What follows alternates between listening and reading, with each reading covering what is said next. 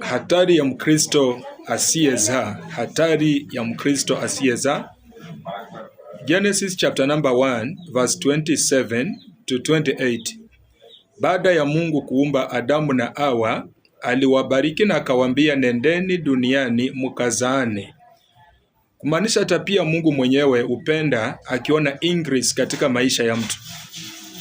Lakini sasa kuna falme huwa zinainuka zinamzuia mtu kuzaa. Na nazungumza kuhusu kuzaa kiroho. Bwana Yesu asiwe sana. Sababu kuzaa kimwili watu huzaa kabisa. Watu huzaa kimwili lakini kiroho ni ngumu sana.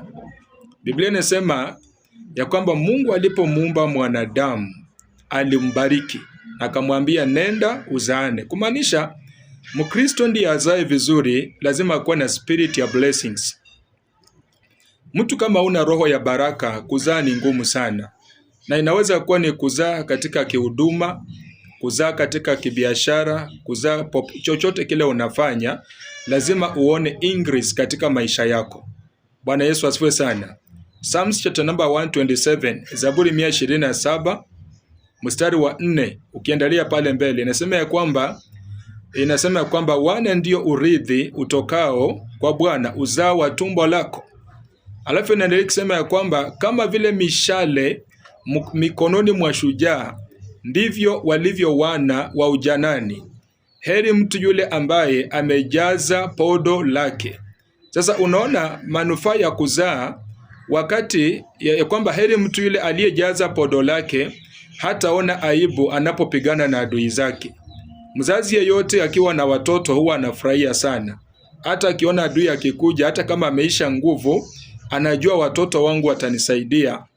Na wewe kama umeweka mtu kazini, umemwajiri mtu kwa muda mrefu sana, either wewe ni mtumishi, kiongozi ama mchungaji, umeweka mtu pale amekuwa na miaka mingi sana, ama mahali unafanya kazi, umefanya kazi katika hiyo kampuni muda mrefu, ama hiyo kazi umeifanya kwa muda mrefu na haina mazao, inamaanisha kuna spirit of barrenness inapigana na wewe, lazima iondolewe katika jina la Yesu. Bwana Yesu asifiwe sana. Kwa sababu mazao ni kitu ya maana sana. Ukifanya kazi na kuletea faida, utasikia ndani ya moyo wako unakuwa na bidii ya kuendelea kufanya hiyo kazi. Lakini kama unafanya kitu na haileti faida, utaumia sana ndani ya moyo wako. Bwana Yesu asifiwe sana. So Mkristo asiyezaa ni hatari sana.